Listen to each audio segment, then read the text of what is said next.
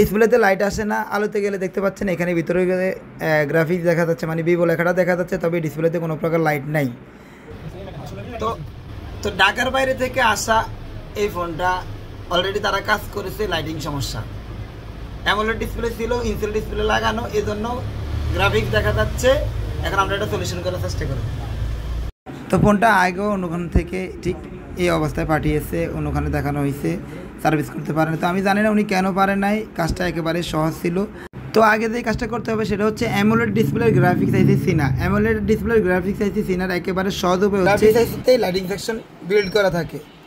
আর এই গ্রাফিক্স আইসি সিনার উপায় হলো একটা, দুইটা, তিনটা কয়েল, আর দুইটা হলো পজিটিভ কয়েল। তিনটা কয়েলের মধ্যে একটা কয়েলের মাথা থাকবে হচ্ছে গ্রাউন্ডে, যে কোনো একটা কয়েলের মাথা থাকবে হচ্ছে গ্রাউন্ডে, আর বাকি দুইটা কয়েল থাকবে বিপিএস লাইন।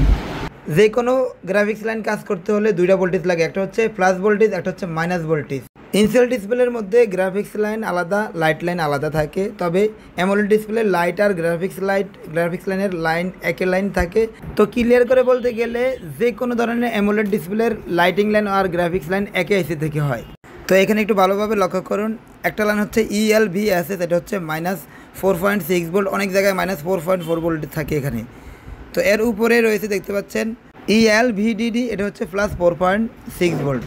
তো এই দুইটা হচ্ছে মূলত গ্রাফিক্সের ভোল্ট। আর একটা হচ্ছে ELVDD 7.3 ভোল্ট, এটা হচ্ছে গ্রাফিক্স লাইনের লাইটিং লাইনের লাইন। তবে একটা মজার বিষয় শেয়ার করে রাখি, এখানে তিনটা ভোল্টেজে যে কোনো একটা ভোল্টেজ মিস হলে গ্রাফিক্স আসবে, তবে গ্রাফিক্সের লাইট আসবে না যদি ইনসেল ডিসপ্লে লাগানো থাকে। আর অ্যামোলেড হলে কোনোটাই আসবে না।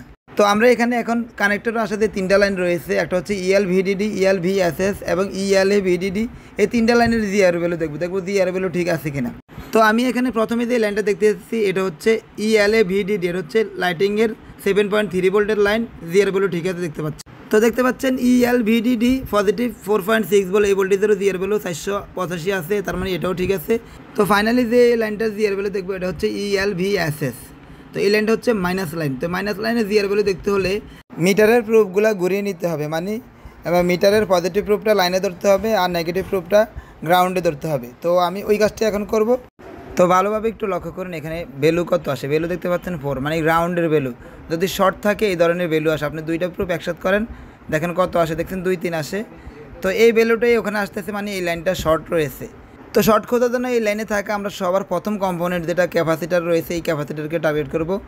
তো এই লাইনে দেখতে পাচ্ছেন আমি এই লাইন চেক করতে করতে একটু সামনের দিকে গিয়ে দেখি, সামনেই দেখতে পাচ্ছেন এখানে বড় একটা ক্যাপাসিটার রয়েছে, বড় একটা ক্যাপাসিটারের পাশে আর একটা ছোটো ক্যাপাসিটার রয়েছে। তো আমরা বড়টাকে টার্গেট করবো এই কারণে, কারণ বড় ক্যাপাসিটারে আগে ঝড়টা লাগে। তো এই ক্যাপাসিটারে আমরা হয় এক কোণা তুলে দিয়ে দেখবো, আর নয় পুরোই তুলে ফেলবো। তো এই ক্যাপাসিটার তোলার পর আমরা দেখবো আসলে শর্ট রয়েছে কিনা। তো অনেকে গ্রাফিক্স লাইনের -5 ভোল্টটাকে গুরুত্ব দেয় না, অনেকে মনে করে জিআর ভ্যালু না থাকলে সমস্যা নেই বা শর্ট না হতে পারে, কারণ এটা তো মাইনাস ভোল্ট, এটা কি শর্ট হবে নাকি। আমি অনেক ফোন দেখেছি গ্রাফিক্স লাইনের মাইনাস লাইনটি শর্ট হয়েছে। তো এর মধ্যেই একটা আমি এই সপ্তাহে আরও একটা কাজ করেছি, যেটা কিনা লোগো হ্যাং ছিল।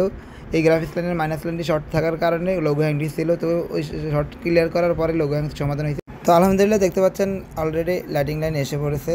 তো ভিডিওটি ভালো লাগলে অবশ্যই শেয়ার করে দেবেন আর আমার পেজটি ফলো করে দেবেন। এই ধরনের ভিডিও প্রতিনিয়ত আমার পেজ